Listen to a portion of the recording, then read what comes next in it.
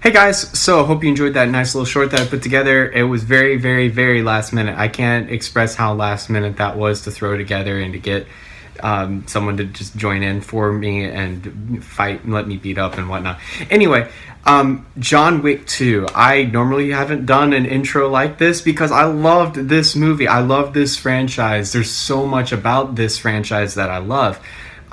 It's a new phenomenon in the action series, which is what we've needed for so long. Jason Bourne was the epitome of perfection, in my opinion. It's still one of my favorite action franchises. It is actually my favorite action franchise, just like Ocean's 11 is my favorite heist franchise. Jason Bourne, and Jason Bourne is not only my favorite action franchise, it's one of my favorite movies. I absolutely love that movie. There's just so many, the way the story's written, the twists and turns. Matt Damon does a phenomenal job, acting in it. But enough about Bourne. What Bourne did was it brought in those quick cuts and that fast action. That then just became the norm. And that became the norm with more action movies. But it got sloppy.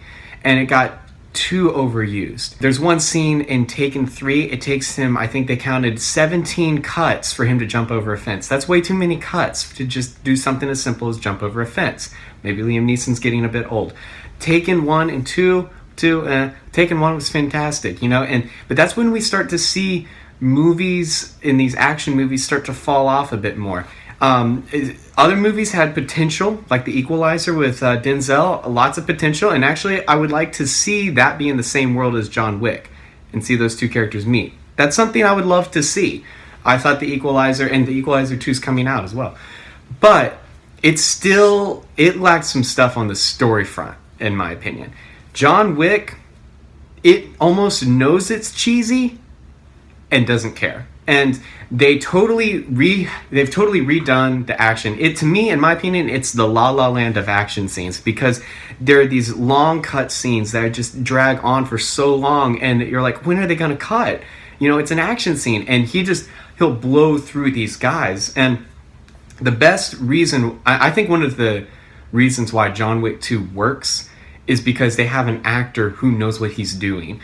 It's been very apparent that Keanu Reeves does 3 gunning, and they set that up totally for him in John Wick 2. They gave him a pistol, rifle, and a shotgun, and he sets them up at different stations, which is totally traditional of how 3 gunning works and what he's used to. So they adapted the fighting style to what he's used to. He does a lot of hand-to-hand combat, and I've seen some of his 3-gun runs. He's very good. He's a really good runner. I wouldn't say he's no Jerry Mitchell, but I'm big into 3 guns. If you don't know who Jerry Mitchell is, I'll link this video to him down below. Go watch it. It's super fast. He has the world record in everything almost. Anyway, the story about John Wick 2.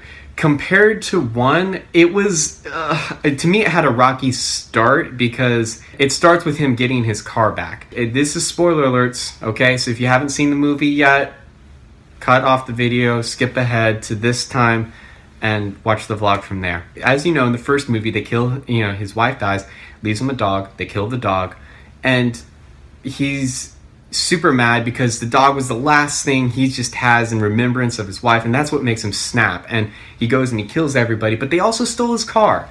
And so number 2 is about him getting his car back, basically, sort of. So, and that happens within the first 10 minutes of the movie. And you kind of already had forgotten. To me, that was why it was a rocky start. You're like, oh yeah, I guess they did take his car, and I didn't know it meant that much to him. Because the reason why the dog meant so much to him was because it was something his wife left for him. And they tried to tie in the car being symbolic with his wife a bit with this little montage scene. But to me, it didn't quite work. And I thought, he wants to retire, and this is going so overboard to get something that probably it shouldn't mean as much to him. I mean, he's a pretty wealthy guy. Anyway, he gets a car back. And with the rules that they have in this mafia type setting, one of the guys calls out a marker and says, "I want you to kill my sister." Some of it's pretty messed up. I mean, there's a lot of this mafia type family stuff going on, but they're all killing each other, and there's a lot of that tension going on. A lot more action scenes in John Wick 2. A lot more action scenes, which is not a bad thing. That's what everyone loved about John Wick 1, and they delivered in 2.